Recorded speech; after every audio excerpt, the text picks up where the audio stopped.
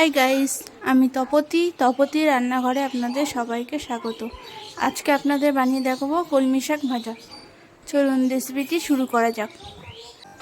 গ্যাসটা অন করে নেব। গ্যাসে একটি কড়াই নিয়ে নিয়েছি। কড়াইতে পরিমাণ মতো সরষের তেল দিয়ে নেব। তেলটা আমাদের গরম হয়ে গেছে। এবার দুটো শুকনো লঙ্কা দিয়ে দেব, একটু কালো জিরে দিয়ে দেব,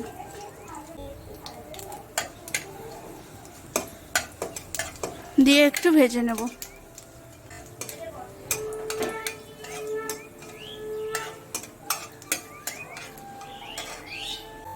একটা ছোট সাইজের পেঁয়াজ দিয়ে দেব।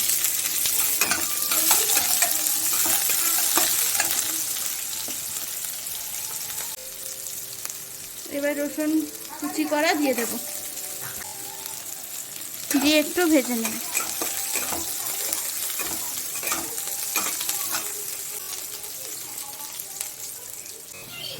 এবার একটু লঙ্কা কুচি দিয়ে দেবো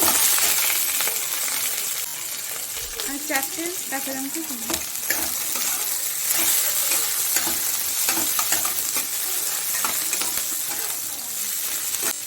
রসুন, পেঁয়াজ আর কাঁচা লঙ্কাটা ভাজা হয়ে গেছে।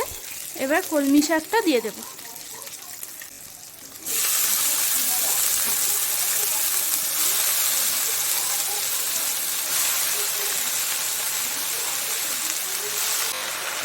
হাফ চামচ হলুদ গুঁড়ো দিয়ে দেব, 1 চামচ নুন দিয়ে দেব।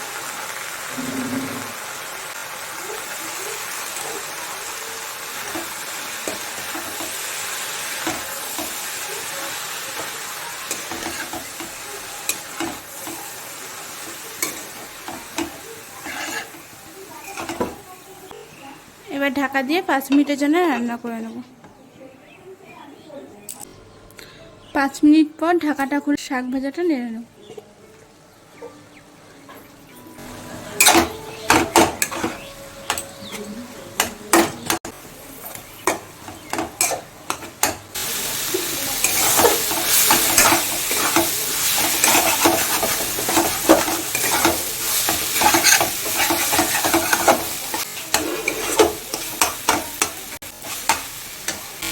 একটুখানি সরষের তেল দিয়ে নেব।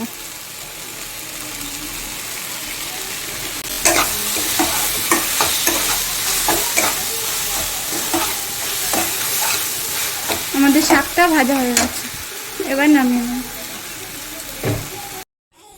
আমার কলমি শাক ভাজা রেডি হয়ে গেছে। যদি রেসিপিটি ভালো লাগে লাইক, কমেন্ট আর সাবস্ক্রাইব করে দেবেন।